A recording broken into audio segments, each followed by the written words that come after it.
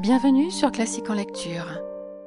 Arsène Lupin contre Sherlock Holmes de Maurice Leblanc. Chapitres 9 et 10. L'enlèvement. Lu par Gilles Leblanc.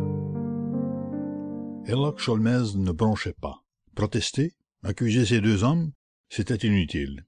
À moins de preuves qu'il n'avait point et qu'il ne voulait pas perdre son temps à chercher, personne ne le croirait. Tout crispé, les poings serrés, il ne songeait qu'à ne pas trahir devant Ganimard triomphant sa rage et sa déception. Il salua respectueusement les frères Leroux, soutiens de la société, et se retira. Dans le vestibule, il fit un crochet vers une porte basse qui indiquait l'entrée de la cave, et ramassa une petite pierre de couleur rouge. C'était un grenat. Dehors, s'étant retourné, il lut, près du numéro 40 de la maison, cette inscription. Lucien Destange, architecte, 1877. Même inscription au numéro 42. Toujours la double issue, pensa-t-il. Le 40 et le 42 communiquent. Comment n'y ai-je pas songé? J'aurais dû rester avec les deux agents cette nuit. Il dit à ses hommes. 2 personnes sont sorties par cette porte pendant mon absence, n'est-ce pas? Et il désignait la porte de la maison voisine. Oui, un monsieur et une dame. Et il prit le bras de l'inspecteur principal et l'entraînant. Monsieur Ganimard, vous avez trop ri pour m'en vouloir beaucoup du petit dérangement que je vous ai causé. Oh, je ne vous en veux nullement. N'est-ce pas? Mais les meilleures plaisanteries n'ont qu'un temps, et je suis d'avis qu'il faut en finir. Je le partage. Nous voici au 7e jour. Dans 3 jours, il est indispensable que je sois à Londres. Oh oh!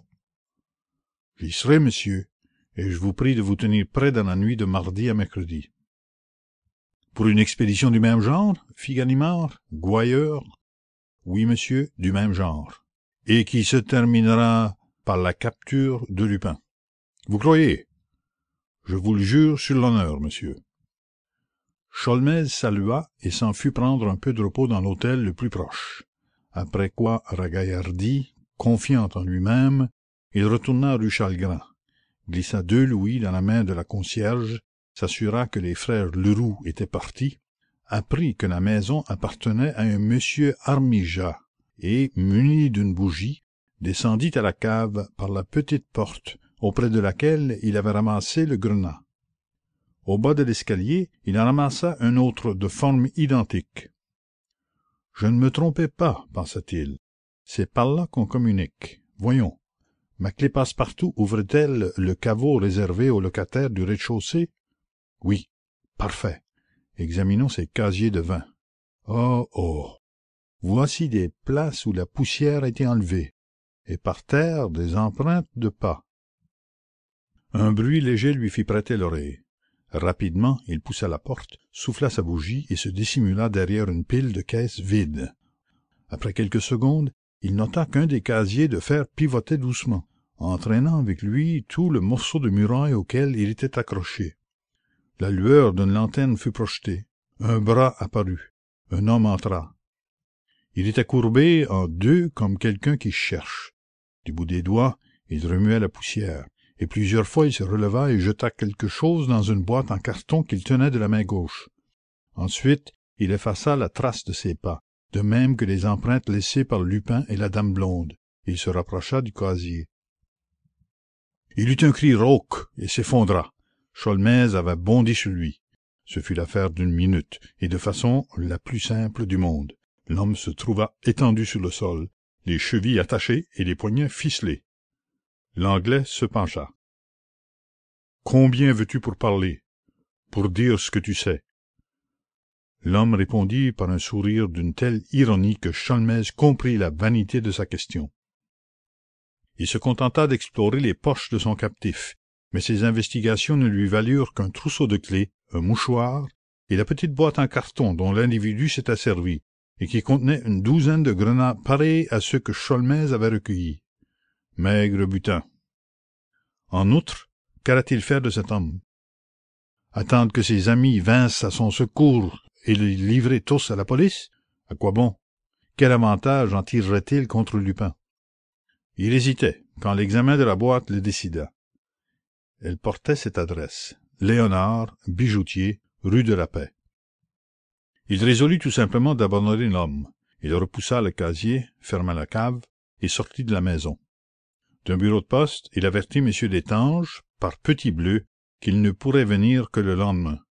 Puis il se rendit chez le bijoutier, auquel il remit les grenats. « Madame m'envoie pour ces pierres. Elles se sont détachées d'un bijou qu'elle a acheté ici. » Sholmès tombait juste. Le marchand répondit: « En effet, cette dame m'a téléphoné. Elle passera tantôt elle-même. » Ce n'est qu'à 5 heures que Sholmès, posté sur le trottoir, aperçut une dame enveloppée d'un voile épais, et dont la tournure lui semblait suspecte. À travers la vitre, il put la voir qui déposait sur le comptoir un bijou ancien orné de grenats. Elle s'en alla presque aussitôt, fit des courses à pied, monta du côté de Clichy et tourna par des rues que l'Anglais ne connaissait pas. À la nuit tombante, il pénétra derrière elle, et sans que la concierge l'avisât, dans une maison à 5 étages, à 2 corps de bâtiment, et par conséquent à innombrables locataires. Au 2e étage, elle s'arrêta et entra. 2 minutes plus tard, l'Anglais tentait la chance et, les unes après les autres, essayait avec précaution les clefs du trousseau dont il s'était emparé. La 4e fit jouer la serrure. À travers l'ombre qui les emplissait, il aperçut des pièces absolument vides comme celles d'un appartement inhabité, et dont toutes les portes étaient ouvertes. Mais au bout d'un couloir, la lueur d'une lampe filtra, et s'étant approché sur la pointe des pieds, il vit par la glace sans teint qui séparait le salon d'une chambre contiguë, la dame voilée qui ôtait son vêtement et son chapeau, les déposait sur l'unique siège de cette chambre et s'enveloppait d'un peignoir de velours. Et il la vit aussi s'avancer vers la cheminée et pousser le bouton d'une sonnerie électrique. Et la moitié du panneau qui s'étendait à droite de la cheminée s'ébranla, glissa selon le plan même du mur, et s'insinua dans l'épaisseur du panneau voisin. Dès que l'entrebâillement fut assez large, la dame passa, et disparut, emportant la lampe. Le système était simple. Sholmès l'employa. Il marcha dans l'obscurité, à tâtons, mais tout de suite sa figure heurta des choses molles. À la flamme d'une allumette, il constata qu'il se trouvait dans un petit réduit, encombré de robes et de vêtements qui étaient suspendus à des tringles.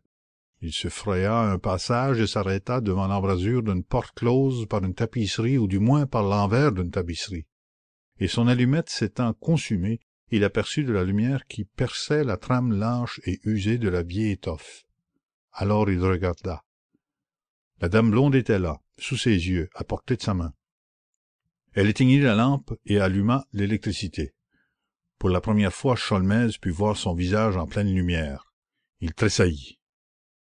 La femme qu'il avait fini par atteindre après tant de détours et de manœuvres n'était autre que Clotilde Destange.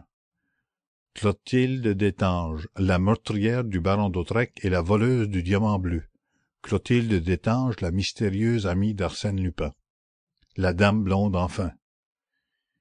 Et qui parbleu pensait-il, je ne suis qu'un âne bâté, parce que l'amie de Lupin est blonde et Clotilde brune. Je n'ai pas songé à rapprocher les 2 femmes l'une de l'autre. Comme si la dame blonde pouvait rester blonde après le meurtre du baron et le vol du diamant. Sholmès voyait une partie de la pièce élégante de boudoir de femme, ornée de tentures claires et de bibelots précieux. Une méridienne d'acajou s'allongeait sur une marche basse. Clotilde s'y était assise et demeurait immobile, la tête entre ses mains. Et au bout d'un instant, il s'aperçut qu'elle pleurait. De grosses larmes coulaient sur ses joues pâles, glissaient vers sa bouche, tombaient goutte à goutte sur le velours de son corsage. Et d'autres larmes les suivaient indéfiniment, comme surgies d'une source inépuisable. Et c'était le spectacle plus triste qui fût que ce désespoir morne et résigné qui s'exprima par la lente coulée des larmes. Mais une porte s'ouvrit derrière elle. Arsène Lupin entra. Ils se regardèrent longtemps, sans dire une parole. Puis il s'agenouilla près d'elle, lui appuya la tête sur sa poitrine, l'entourait de ses bras.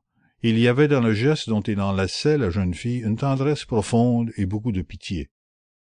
Il ne bougeait pas. Un doux silence les unit, et les larmes coulaient moins abondantes. « J'aurais tant voulu vous rendre heureuse, murmura-t-il. Je suis heureuse.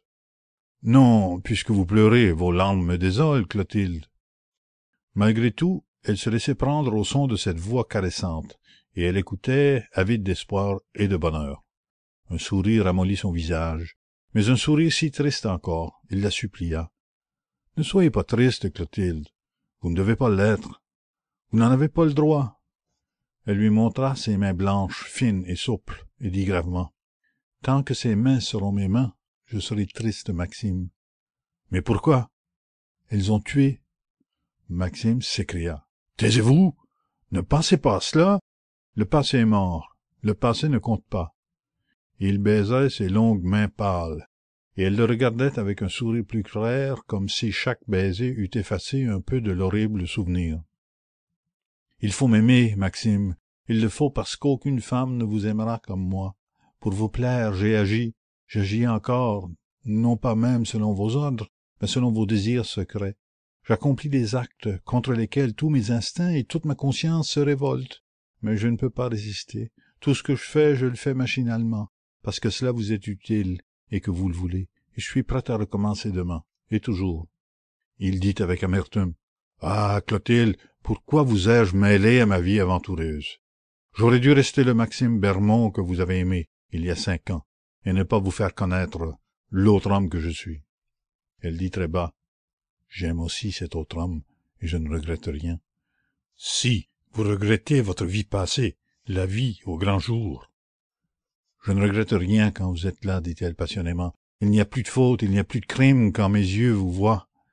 Que m'importe d'être malheureuse loin de vous et de souffrir et de pleurer et d'avoir horreur de tout ce que je fais. Votre amour efface tout, j'accepte tout, mais il faut m'aimer. Je ne vous aime pas parce qu'il le faut, Clotilde, mais pour l'unique raison que je vous aime. En êtes-vous sûre? Dit-elle toute confiante. Je suis sûre de moi comme de vous. Seulement mon existence est violente et fiévreuse, et je ne puis pas toujours vous consacrer le temps que je voudrais. Elle s'affola aussitôt. Qu'y a-t-il? Un danger nouveau? Vite, parlez. Oh, rien de grave encore, pourtant. Eh bien, il est sur nos traces. Sholmès? Oui, c'est lui qui a lancé Ganimard dans l'affaire du restaurant hongrois. C'est lui qui a posté cette nuit les 2 agents de la rue Chalgrin. J'en ai la preuve. Ganimard a fouillé la maison ce matin, et Sholmès l'accompagnait. En outre, eh bien, il y a autre chose. Il nous manque un de nos hommes, Janniot. Le concierge? Oui.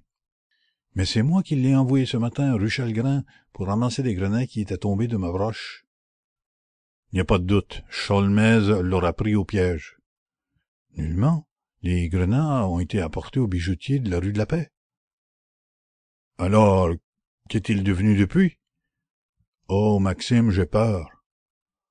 Il n'y a pas de quoi s'effrayer. Mais j'avoue que la situation est très grave. Que sait-il? Où se cache-t-il? Sa force réside dans son isolement. Rien ne peut le trahir. Que décidez-vous? L'extrême prudence, Clotilde. Depuis longtemps, je suis résolu à changer mon installation et à la transporter là-bas dans l'asile inviolable que vous savez. L'intervention de Sholmès brusque les choses. Quand un homme comme lui est sur une piste, on doit se dire que fatalement, il arrivera au bout de cette piste. Donc, j'ai tout préparé. Après-demain, mercredi, le déménagement aura lieu. À midi, ce sera fini. À 2 heures, je pourrai moi-même quitter la place, après avoir enlevé les derniers vestiges de notre installation, ce qui n'est pas une petite affaire. D'ici là, nous ne devons pas nous voir, et personne ne doit vous voir, Clotilde. Ne sortez pas. Je ne crains rien pour moi. Je crains tout dès qu'il s'agit de vous. Il est impossible que cet Anglais parvienne jusqu'à moi. Tout est possible avec lui. Et je me méfie. Hier, quand j'ai manqué d'être surpris par votre père, j'étais venu pour fouiller l'armoire qui contient les anciens registres de M. Destange. Il y a là un danger. Il y en a partout. Je devine l'ennemi qui rôde dans l'ombre et qui se rapproche de plus en plus. Je sens qu'il nous surveille, qu'il tend ses filets autour de nous. C'est là une de ces intuitions qui ne me trompent jamais. En ce cas, dit-elle, partez, Maxime. et ne pensez plus à mes larmes. Je serai forte, et j'attendrai que le danger soit conjuré. Adieu, Maxime. Elle l'embrassa longuement, et ce fut elle-même qui le poussa dehors. Sholmès entendit le son de leur voix qui s'éloignait. Hardiment, surexcité par ce même besoin d'agir, envers et contre tout, qui le stimulait depuis la veille, il s'engagea dans une antichambre à l'extrémité de laquelle il y avait un escalier. Mais, au moment où il allait descendre, le bruit d'une conversation partit de l'étage inférieur. Il jugea préférable de suivre un couloir circulaire qui le conduisit à un autre escalier. Au bas de cet escalier, il fut très surpris de voir des meubles dont il connaissait déjà la forme et l'emplacement. Une porte était entrebâillée. Il pénétrait dans une grande pièce ronde. C'était la bibliothèque de M. Destange. « Parfait, admirable, » murmura-t-il, « je comprends tout. Le boudoir de Clotilde, c'est-à-dire de la dame blonde, communique avec un des appartements de la maison voisine, et cette maison voisine est sa sortie, non sur la place Malesherbes, mais sur une rue adjacente, la rue Montchanin, autant que je m'en souvienne. À merveille. Et je m'explique comment Clotilde Destange va rejoindre son bien-aimé tout en gardant la réputation d'une personne qui ne sort jamais. Et je m'explique aussi comment Arsène Lupin a surgi près de moi hier soir, sur la galerie. Il doit y avoir une autre communication entre l'appartement voisin et cette bibliothèque. Et il concluait. Encore une maison truquée. Encore une fois sans doute Destange architecte. Il s'agit maintenant de profiter de mon passage ici pour vérifier le contenu de l'armoire, et pour me documenter sur les autres maisons truquées. Sholmès monta sur la galerie et se dissimula derrière les étoffes de la rampe. Il y resta jusqu'à la fin de la soirée. Un domestique vint éteindre les lampes électriques. Une heure plus tard, l'Anglais fit fonctionner le ressort de sa lanterne et se dirigea vers l'armoire. Comme il le savait, elle contenait les anciens papiers de l'architecte, dossiers, devis, livres de comptabilité. Au second plan, une série de registres, classés par ordre d'ancienneté, se dressaient. Il prit alternativement ceux des dernières années, et aussitôt il examina la page de récapitulation, et plus spécialement la lettre H. Enfin, ayant découvert le mot Harmingeat, accompagné du chiffre 63, il se reporta à la page 63 et lut Harmingeat, 40 rue Chalgrin. Suivait le détail des travaux exécutés pour ce client en vue de l'établissement d'un calorifère dans son immeuble, et en marge cette note, voir le dossier M.B. Et, je le sais bien, dit-il, le dossier M.B., c'est celui qu'il me faut. Par lui, je saurai le domicile actuel de M. Lupin. Ce n'est qu'au matin que, sur la deuxième moitié d'un registre, il découvrit ce fameux dossier. Il comportait 15 pages. L'une reproduisait la page consacrée à M. Harmingeat de la rue Chalgrin. Une autre détaillait les travaux exécutés pour M. Vatinel, propriétaire, 25 rue Clapeyron. Une autre était réservée au baron d'Hautrec, 134 avenue Henri-Martin, une autre au château de Crozon, et les 11 autres à différents propriétaires de Paris. Sholmès copia cette liste de 11 noms et de 11 adresses, puis il remit les choses en place, ouvrit une fenêtre et sauta sur la place déserte, en ayant soin de repousser les volets. Dans sa chambre d'hôtel, il alluma sa pipe avec la gravité qu'il apportait à cet acte, et entouré de nuages de fumée, il étudia les conclusions que l'on pouvait tirer du dossier M.B., ou pour mieux dire du dossier Maxime Bermond, alias Arsène Lupin. À 8 heures, il envoyait à Ganimard ce pneumatique. Je passerai sans doute ce matin rue Pergolèse et vous confierai une personne dont la capture est de la plus haute importance. En tout cas, soyez chez vous cette nuit et demain mercredi jusqu'à midi, et arrangez-vous pour avoir une trentaine d'hommes à votre disposition. Puis il choisit sur le boulevard un fiacre automobile dont le chauffeur lui plut par sa bonne figure réjouie et peu intelligente, et se fit conduire sur la place Malesherbes, 50 pas plus loin que l'hôtel Destange. « Mon garçon, fermez votre voiture, dit-il au mécanicien, relevez le col de votre fourrure, car le vent est froid, et attendez patiemment. Dans 1 heure et demie, vous mettrez votre moteur en marche, dès que je reviendrai, en route pour la rue Pergolèse. » Au moment de franchir le seuil de l'hôtel, il eut une dernière hésitation.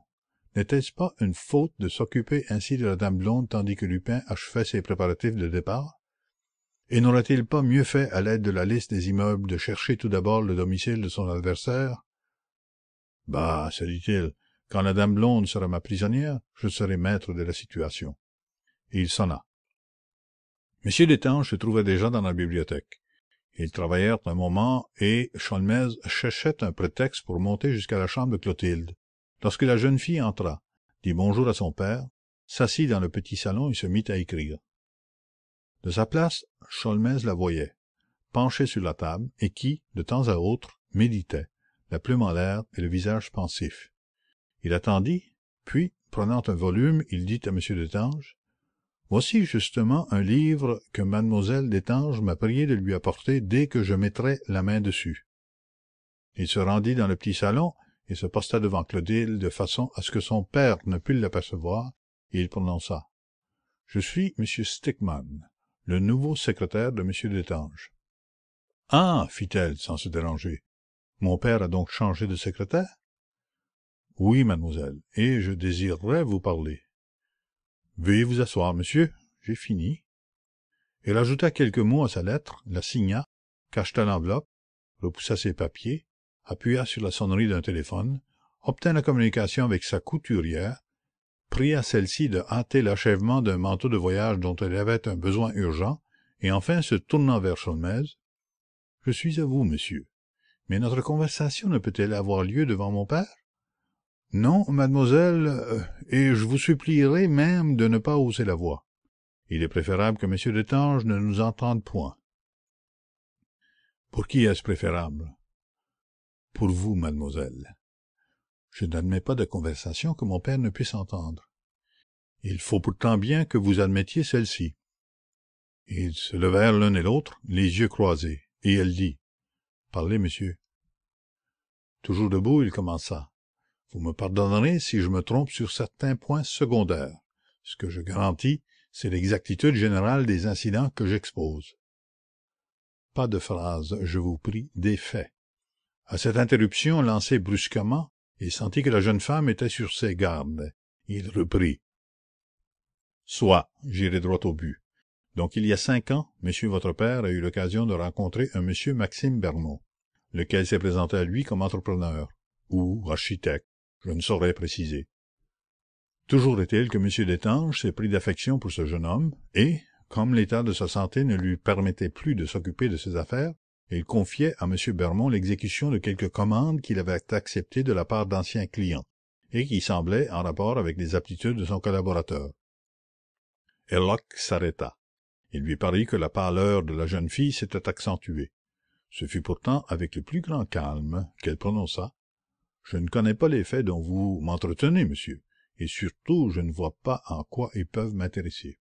En ceci, mademoiselle, c'est que monsieur Maxime Bermond s'appelle de son vrai nom, vous le savez aussi bien que moi, Arsène Lupin. » Elle éclata de rire. « Pas possible. Arsène Lupin. Monsieur Maxime Bermond s'appelle Arsène Lupin. Comme j'ai l'honneur de vous le dire, mademoiselle, et puisque vous refusez de me comprendre à demi-mot, j'ajouterai qu'Arsène Lupin a trouvé ici, pour l'accomplissement de ses projets, une amie. Plus qu'une amie, une complice aveugle, et passionnément dévouée. » Elle se leva, et sans émotion, ou du moins avec si peu d'émotion que Sholmès fut frappé d'une telle maîtrise, elle déclara: « J'ignore le but de votre conduite, monsieur, et je veux l'ignorer. Je vous prie donc de ne pas ajouter un mot et de sortir d'ici. » « Je n'ai jamais eu l'intention de vous imposer ma présence indéfiniment, » répondit Sholmès, aussi paisible qu'elle. « Seulement j'ai résolu de ne pas sortir seul de cet hôtel. »« Et qui donc vous accompagnera, monsieur? »« Vous. »« Moi? » ?»« Oui, mademoiselle, nous sortirons ensemble de cet hôtel, et vous me suivrez sans une protestation, sans un mot. » Ce qu'il y avait d'étrange dans cette scène, c'était le calme absolu des deux adversaires. Plutôt qu'un duel implacable entre deux volontés puissantes, on eût dit à leur attitude, au ton de leur voix, le débat courtois de deux personnes qui ne sont pas du même avis.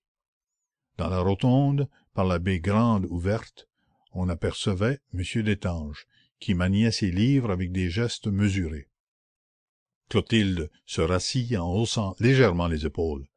Herlock tira sa montre. « Il est 10h30, dans 5 minutes, nous partons. »« Sinon? » ?»« Sinon, je vais trouver M. Destange et je lui raconte. »« Quoi? »« La vérité. Je lui raconte la vie mensongère de Maxime Bermond, et je lui raconte la double vie de sa complice. De sa complice? Oui, de celle que l'on appelle la dame blonde, de celle qui fut blonde. Et quelle preuve lui donnerez-vous? Je l'amènerai rue Chalgrin, et je lui montrerai le passage qu'Arsène Lupin, profitant des travaux dont il avait la direction, a fait pratiquer par ses hommes entre le 40 et le 42. Le passage qui vous a servi à tous les deux, l'avant-dernière nuit. Après, j'amènerai M. Destange chez maître Detinan. Nous descendrons l'escalier de service par lequel vous êtes descendu avec Arsène Lupin pour échapper à Ganimard, et nous chercherons tous deux la communication sans doute analogue qui existe avec la maison voisine, maison dont la sortie donne sur le boulevard des Batignolles et non sur la rue Clapeyron. Après, j'amènerai M. Destange au château de Crozon. Il lui sera facile, à lui qui sait le genre de travaux exécutés par Arsène Lupin lors de la restauration de ce château, de découvrir les passages secrets qu'Arsène Lupin a fait pratiquer par ses hommes. Il constatera que ces passages ont permis à la dame blonde de s'introduire, la nuit, dans la chambre de la comtesse, et d'y prendre sur la cheminée le diamant bleu, puis, 2 semaines plus tard, de s'introduire dans la chambre de conseiller Bleichen, et de cacher ce diamant bleu au fond d'un flacon. Acte assez bizarre, je l'avoue. Petite vengeance de femme peut-être, je ne sais, cela n'importe point.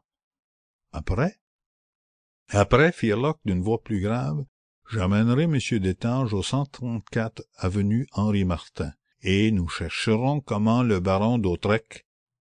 Taisez-vous, balbutia la jeune fille avec un effroi soudain. Je vous défends. Alors vous osez dire que c'est moi. Vous m'accusez. Je vous accuse d'avoir tué le baron d'Hautois. Non, c'est une infamie. Vous avez tué le baron d'Hautois, mademoiselle. Vous étiez entré à son service sous le nom d'Antoinette Bréhat, dans le but de lui ravir le diamant bleu, et vous l'avez tué. De nouveau, elle murmura, brisée, réduite à la prière. Taisez-vous, monsieur, je vous en supplie. Puisque vous savez tant de choses, vous devez savoir que je n'ai pas assassiné le baron. Je n'ai pas dit que vous l'aviez assassiné, mademoiselle. Le baron d'Hautois était sujet à des accès de folie que seule la sœur Auguste pouvait maîtriser. Je tiens ce détail d'elle-même. En l'absence de cette personne, il a dû se jeter sur vous, et c'est au cours de la lutte pour défendre votre vie que vous l'avez frappé. Épouvanté par un tel acte, vous avez sonné, et vous vous êtes enfui sans même arracher du doigt de votre victime ce diamant bleu que vous étiez venu prendre. Un instant après, vous rameniez un des complices de Lupin, domestique dans la maison voisine, vous transportiez le baron sur son lit, vous remettiez la chambre en ordre, mais toujours sans oser prendre le diamant bleu. Voilà ce qui s'est passé. Donc, je le répète, vous n'avez pas assassiné le baron. Cependant, ce sont bien vos mains qui l'ont frappé. Elle les avait croisées sur son front, ses longues mains fines et pâles. Elle les garda longtemps ainsi, immobiles. Enfin, déliant ses doigts, elle découvrit son visage douloureux et prononça: « Et c'est tout cela que vous avez l'intention de dire à mon père? »« Oui, et je lui dirai que j'ai comme témoin mademoiselle Gerbois, qui reconnaîtra la dame blonde, la sœur Auguste qui reconnaîtra Antoinette Bréhat, la comtesse de Crozon qui reconnaîtra madame de Réal. Voilà ce que je lui dirai. » « Vous n'oserez pas, dit-elle, recouvrant son sang-froid devant la menace d'un péril immédiat. Il se leva et fit un pas vers la bibliothèque. Clotilde l'arrêta. « Un instant, monsieur. » Elle réfléchit, maîtresse d'elle-même maintenant, et fort calme, lui demanda: « Vous êtes Herlock Sholmès, n'est-ce pas? »« Oui. »« Que voulez-vous de moi? »« Ce que je veux? J'ai engagé contre Arsène Lupin un duel dont il faut que je sorte vainqueur. Dans l'attente d'un dénouement qui ne saurait tarder beaucoup, j'estime qu'un otage aussi précieux que vous me donne sur mon adversaire un avantage considérable. Donc, vous me suivrez, mademoiselle. Je vous confierai à quelqu'un de mes amis. Dès que mon but sera atteint, vous serez libre. C'est tout? C'est tout. Je ne fais pas partie de la police de votre pays, et je ne me sens par conséquent aucun droit de justicier. Elle semblait résolue. Cependant, elle exigea encore un moment de répit. Ses yeux se fermèrent, et Sholmès la regardait, si tranquille, soudain, presque indifférente au danger qui l'entourait. Et même, songeait l'Anglais, se croit-elle en danger? Mais non, puisque Lupin la protège. Avec Lupin, rien ne peut vous atteindre. Lupin est tout-puissant. Lupin est infaillible. Mademoiselle, dit-il, j'ai parlé de 5 minutes. Il y en a plus de 30. Me permettez-vous de monter dans ma chambre, monsieur, et d'y prendre mes affaires? Si vous le désirez, mademoiselle, j'irai vous attendre rue Montchanin. Je suis un excellent ami du concierge Janniot. Ah, vous savez, fit-elle avec un effroi visible, je sais bien des choses. Soit, je sonnerai donc. On lui apporta son chapeau et son vêtement, et Sholmès lui dit: il faut que vous donniez à monsieur Destange une raison qui explique notre départ, et que cette raison puisse au besoin s'expliquer votre absence pendant quelques jours. C'est inutile, je serai ici tantôt. De nouveau, ils se défièrent du regard, ironiques tous deux et souriants. Comme vous êtes sûr de lui, dit Sholmès. Aveuglément. Tout ce qu'il fait est bien, n'est-ce pas? Tout ce qu'il veut se réalise. Et vous approuvez tout, et vous êtes prête à tout pour lui. Je l'aime, dit-elle, frissonnante de passion. Et vous croyez qu'il vous sauvera? Elle haussa les épaules, et s'avançant vers son père, elle le prévint. Je t'enlève, monsieur Stickmann. Nous allons à la Bibliothèque nationale. Tu rentres déjeuner? Peut-être, ou plutôt non, mais ne t'inquiète pas. Et elle déclara fermement à Sholmès: je vous suis, monsieur. Sans arrière-pensée? Les yeux fermés. Si vous tentez de vous échapper, j'appelle, je crie, on vous arrête, et c'est la prison. N'oubliez pas que la dame blonde est sous le coup d'un mandat. Je vous jure, sur l'honneur, que je ne ferai rien pour m'échapper. Je vous crois. Marchons. Ensemble, comme il l'avait prédit, tous deux quittèrent l'hôtel. Sur la place, l'automobile stationnait, tournée dans le sens opposé. On voyait le dos du mécanicien et sa casquette que recouvrait presque le col de sa fourrure. En approchant, Sholmès entendit le ronflement du moteur. Il ouvrit la portière, pria Clotilde de monter et s'assit auprès d'elle.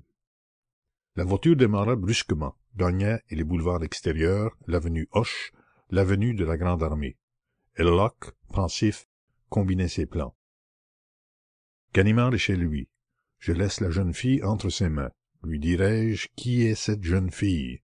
Non, il l'amènera droit au dépôt, ce qui dérangerait tout.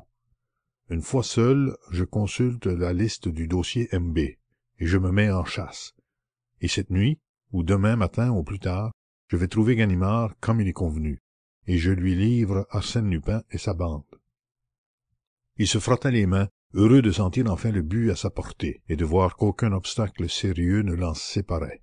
Et, cédant à un besoin d'expansion qui contrastait avec sa nature, il s'écria: « Excusez-moi, mademoiselle, si je montre tant de satisfaction. La bataille fut pénible, et le succès m'est particulièrement agréable. » « Succès légitime, monsieur, et dont vous avez le droit de vous réjouir. »« Je vous remercie. Mais quelle drôle de route nous prenons. Le chauffeur n'a donc pas entendu? » À ce moment, on sortait de Paris par la porte de Neuilly. Que diable pourtant! La rue Pergolèse n'était pas en dehors des fortifications. Sholmès baissa la glace. « Dites donc, chauffeur, vous vous trompez, rue Pergolèse. » L'homme ne répondit pas. Il répéta d'un ton plus élevé: « Je vous dis d'aller rue Pergolèse. » L'homme ne répondit point. « Ah, ça, mais vous êtes sourd, mon ami. Ou vous y mettez de la mauvaise volonté. Nous n'avons rien à faire par ici. Rue Pergolèse. Je vous ordonne de rebrousser chemin, et au plus vite. » Toujours le même silence. L'Anglais frémit d'inquiétude. Il regarda Clotilde.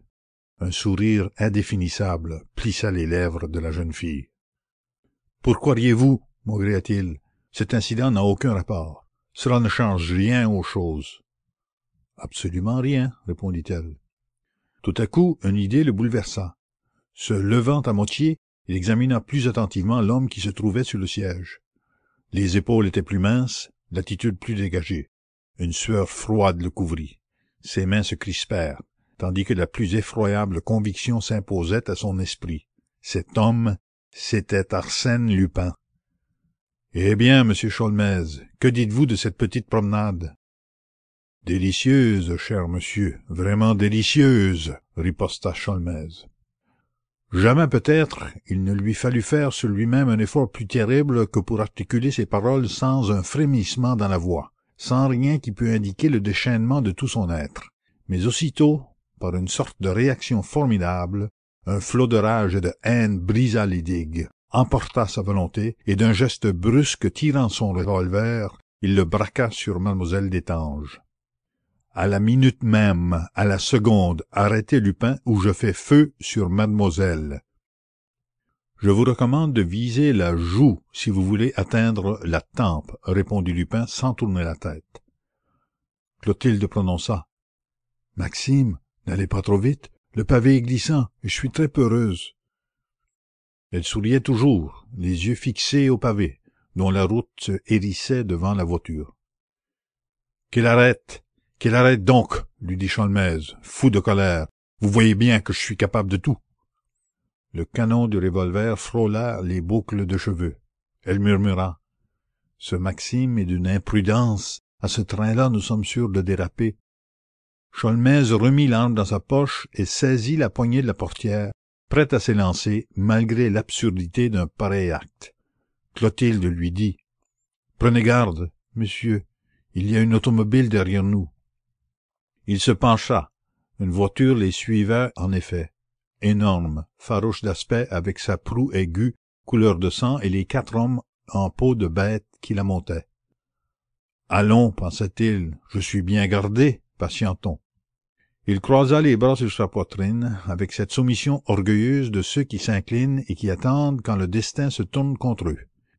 Et tandis que l'on traversait la Seine et que l'on brûlait Suresnes, Rueil, Chatou, immobile, résigné, maître de sa colère et sans amertume. Il ne songeait plus qu'à découvrir par quel miracle Arsène Lupin s'était substitué au chauffeur. Que le brave garçon qu'il avait choisi le matin sur le boulevard pût être un complice placé là d'avance, il ne l'admettait pas. Pourtant, il fallait bien qu'Arsène Lupin eût été prévenu, et il ne pouvait l'avoir été qu'après le moment où, lui, Sholmès, avait menacé Clotilde, puisque personne, auparavant, ne soupçonnait son projet. Or, depuis ce moment, Clotilde et lui ne s'étaient point quittés. Un souvenir le frappa. La communication téléphonique demandée par la jeune fille, sa conversation avec la couturière, et tout de suite il comprit. Avant même qu'il n'eût parlé à la seule annonce de l'entretien qu'il sollicitait comme nouveau secrétaire de M. Destange, elle avait flairé le péril, deviné le nom et le but du visiteur, et froidement, naturellement, comme si elle accomplissait bien en réalité l'acte qu'elle semblait accomplir, elle avait appelé Lupin à son secours, sous le couvert d'un fournisseur, et en se servant de formules convenues entre eux. Comment Arsène Lupin était venu, comment cette automobile en station, dont le moteur trépidait, lui avait paru suspecte, comment il avait soudoyé le mécanicien, tout cela importait peu. Ce qui passionnait Sholmès au point d'apaiser sa fureur, c'était l'évocation de cet instant, où une simple femme, une amoureuse il est vrai, domptant ses nerfs, écrasant son instinct, immobilisant les traits de son visage, soumettant l'expression de ses yeux, avait donné le change au vieux Herlock Sholmès.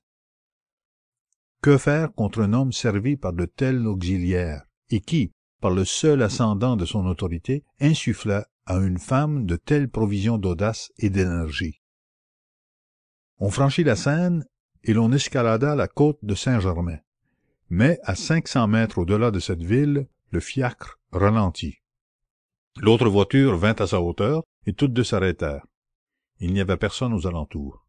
« Monsieur Sholmès, dit Lupin, ayez l'obligeance de changer de véhicule. Le nôtre est vraiment d'une lenteur. »« Comment donc ?» s'écria Sholmès, d'autant plus empressé qu'il n'avait pas le choix. « Vous me permettez aussi de vous prêter cette fourrure, car nous irons assez vite, et de vous offrir ces 2 sandwichs. Si, acceptez. Qui sait quand vous dînerez? » Les 4 hommes étaient descendus. L'un d'eux s'approcha, et comme il avait retiré les lunettes qui le masquaient, Sholmès reconnut le monsieur en redingote du restaurant hongrois. Lupin lui dit: « Vous reconduirez ce fiacre au chauffeur à qui je l'ai loué. Il attend dans le premier débit de vin à droite de la rue Legendre. Vous lui ferez le second versement de 1000 francs promis.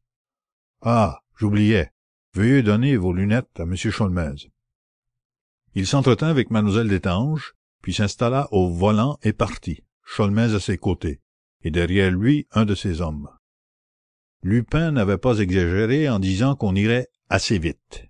Dès le début, ce fut une allure vertigineuse.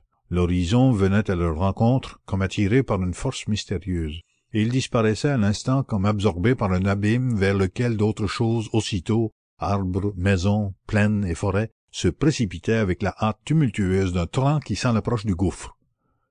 Sholmès et Lupin n'échangeaient pas une parole. Au-dessus de leur tête, les feuilles des peupliers faisaient un grand bruit de vagues, bien rythmé par l'espacement régulier des arbres. Et les villes s'évanouirent. Mantes, Vernon, Gaillon. D'une colline à l'autre, de Bon Secours à Canteleu, Rouen, sa banlieue, son port, ses kilomètres de quais, Rouen ne semblait que la rue d'une bourgade. Et ce fut Duclair, Caudebec, le pays de Caux, dont ils effleurèrent les ondulations de leur vol puissant, et Lillebonne, et Quillebeuf, et voilà qu'ils se trouvèrent soudain au bord de la Seine, à l'extrémité d'un petit quai, au bord duquel s'allongeait un yacht sobre et robuste ligne, et dont la cheminée lançait des volutes de fumée noire. La voiture stoppa. En 2 heures, ils avaient parcouru plus de 40 lieues. Un homme s'avança en vareuse bleue, la casquette galonnée d'or, et salua. « Parfait, capitaine » s'écria Lupin. « Vous avez reçu la dépêche. »« Je l'ai reçue. »« L'hirondelle est prête ?»« L'hirondelle est prête. »« En ce cas, monsieur Sholmès ?»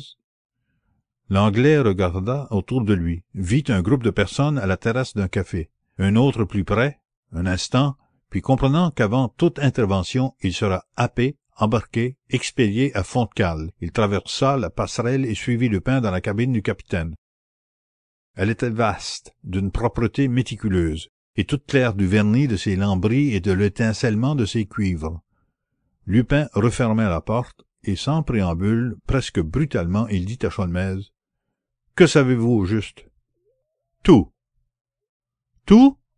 Précisez. » Il n'y avait plus dans l'intonation de sa voix cette politesse un peu ironique qu'il affectait à l'égard de l'Anglais. C'était l'accent impérieux du maître qui a l'habitude de commander et l'habitude que tout le monde plie devant lui, fût-ce un Herlock Sholmès. Il se mesurait du regard, ennemi maintenant, ennemi déclaré et frémissant. Un peu énervé, Lupin reprit: « Voilà plusieurs fois, monsieur, que je vous rencontre sur mon chemin. C'est autant de fois de trop. Et j'en ai assez de perdre mon temps à déjouer les pièges que vous me tendez. Je vous préviens donc que ma conduite avec vous dépendra de votre réponse. Que savez-vous au juste? »« Tout, monsieur, je vous le répète. » Arsène Lupin se contint et d'un ton saccadé. « Je vais vous le dire, moi, ce que vous savez. Vous savez que, sous le nom de Maxime Bermond, j'ai retouché 15 maisons construites par M. Destange. Oui. Sur ces 15 maisons, vous en connaissez 4. Oui. Et vous avez la liste des 11 autres. Oui. Vous avez pris cette liste chez M. Destange cette nuit sans doute. Oui. Et comme vous supposez que, parmi ces 11 immeubles, il y en a fatalement un que j'ai gardé pour moi, pour mes besoins et pour ceux de mes amis, vous avez confié à Ganimard le soin de se mettre en campagne et de découvrir ma retraite. Non. Ce qui signifie que j'agis seul et que j'allais me mettre seul en campagne. Alors je n'ai rien à craindre, puisque vous êtes entre mes mains. Vous n'avez rien à craindre tant que je serai entre vos mains. C'est-à-dire que vous n'y resterez pas. Non. Arsène Lupin se rapprocha encore de l'Anglais et lui posant très doucement la main sur l'épaule: « Écoutez, monsieur, je ne suis pas en humeur de discuter, et vous n'êtes pas malheureusement pour vous en état de me faire échec. Donc, finissons-en. Finissons-en. Vous allez me donner votre parole d'honneur de ne pas chercher à vous échapper de ce bateau avant d'être dans les eaux anglaises. » « Je vous donne ma parole d'honneur de chercher par tous les moyens à m'échapper, » répondit Sholmès, indomptable. « Mais sapristi, vous savez pourtant que je n'ai qu'un mot à dire pour vous réduire à l'impuissance. Tous ces hommes m'obéissent aveuglément. Sur un signe de moi, ils vous mettent une chaîne au cou. Les chaînes se cassent, et vous jettent par-dessus bord à 10 milles des côtes. Je sais nager. » « Bien répondu » s'écria Lupin, en riant. « Dieu me pardonne, j'étais en colère. Excusez-moi, maître, et concluons. Admettez-vous que je cherche les mesures nécessaires à ma sécurité et à celle de mes amis. Toutes les mesures, mais elles sont inutiles. D'accord. Cependant, vous ne m'en voudrez pas de les prendre. C'est votre devoir. Allons-y. » Lupin ouvrit la porte et appela le capitaine et 2 matelots. Ceux-ci saisirent l'Anglais et, après l'avoir fouillé, lui ficelèrent les jambes et l'attachèrent à la couchette du capitaine. « Assez, » ordonna Lupin. « En vérité, il faut votre obstination, messieurs, et la gravité exceptionnelle des circonstances pour que j'ose me permettre. » Les matelots se retirèrent. Lupin dit au capitaine: « Capitaine, un homme d'équipage restera ici à la disposition de monsieur Sholmès, et vous-même lui tiendrez compagnie autant que possible. Qu'on ait pour lui tous les égards. Ce n'est pas un prisonnier, mais un hôte. Quelle heure est-il à votre montre, capitaine? » 2h05. Lupin consulta sa montre, puis une pendule accrochée à la cloison de la cabine. 2h05? Nous sommes d'accord. Combien de temps vous faut-il pour aller à Southampton? 9 heures, sans nous presser. Vous en mettrez 11. Il ne faut pas que vous touchiez terre avant le départ du paquebot qui laisse Southampton à minuit et qui arrive au Havre à 8 heures du matin. Vous entendez, n'est-ce pas, capitaine? Je me répète, comme il serait infiniment dangereux pour nous tous que monsieur revînt en France sur ce bateau, il ne faut pas que vous arriviez à Southampton avant 1 heure du matin. C'est compris. Je vous salue, maître. À l'année prochaine, dans ce monde ou dans l'autre. À demain. Quelques minutes plus tard, Sholmès entendit l'automobile qui s'éloignait, et tout de suite, aux profondeurs de l'Hirondelle, la vapeur haleta plus violemment. Le bateau démarrait. Vers 3 heures, on avait franchi l'estuaire de la Seine et l'on entrait en pleine mer. À ce moment, étendu sur la couchette où il était lié, Herlock Sholmès dormait profondément. Le lendemain matin, 10e et dernier jour de la guerre engagée par les 2 grands rivaux, l'Écho de France publiait ce délicieux entrefilet. Hier, un décret d'expulsion a été pris par Arsène Lupin contre Herlock Sholmès, détective anglais. Signifié à midi, le décret était exécuté le jour même. À 1 heure du matin, Sholmès a été débarqué à Southampton. Merci d'avoir écouté Arsène Lupin contre Herlock Sholmès sur Classique en lecture. Si cette vidéo vous a plu, vous pouvez la partager. Vous pouvez aussi aider la chaîne à se développer. Pour cela, n'hésitez pas à liker, vous abonner et activer la cloche des notifications pour être prévenu lorsque je sors une nouvelle vidéo de lecture. À très vite pour les prochains épisodes sur Classique en lecture.